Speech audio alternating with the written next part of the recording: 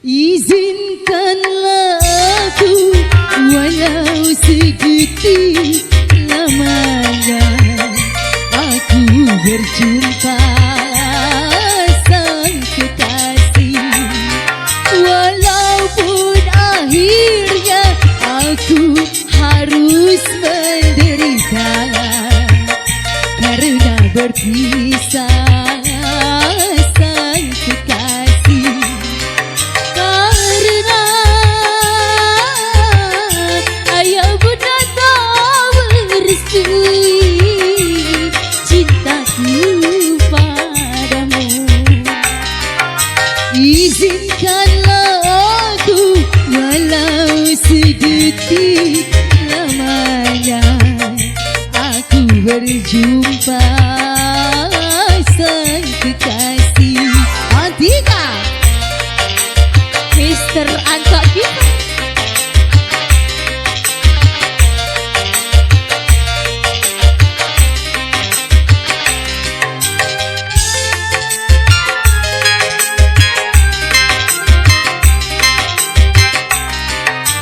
Lama-lama tiada bertemu, melepaskan rindu yang lama terpendam. Doaku padamu Tuhan izinkanlah,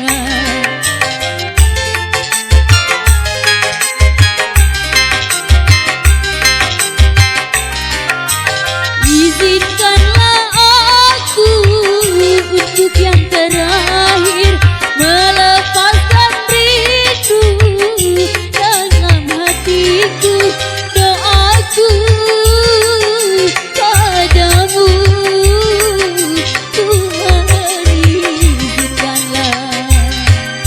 izinkanlah aku walau sedetik lamanya aku berjumpa sang kekasih, walaupun akhirnya aku harus menderita karena berpisah sang kekasih.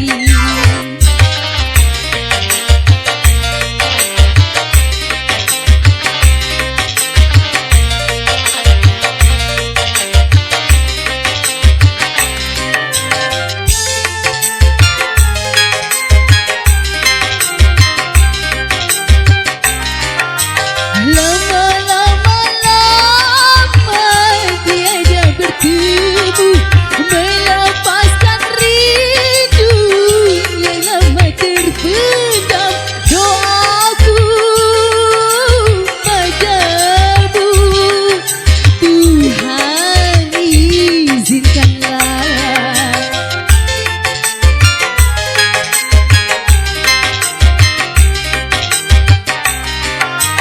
izinkanlah aku untuk yang terakhir melepaskan rindu dalam hatiku.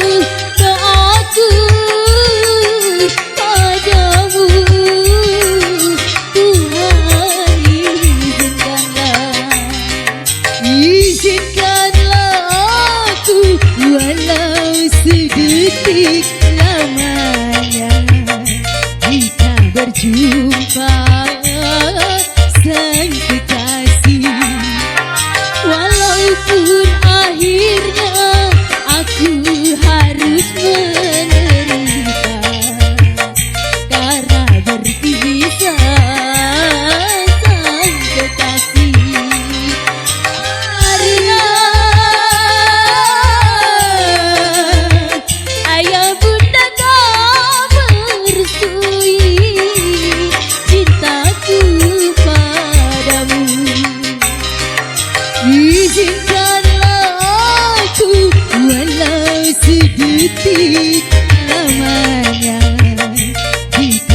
berjumpa sang kekasih. Iya kembali. Oke kembali ke MC.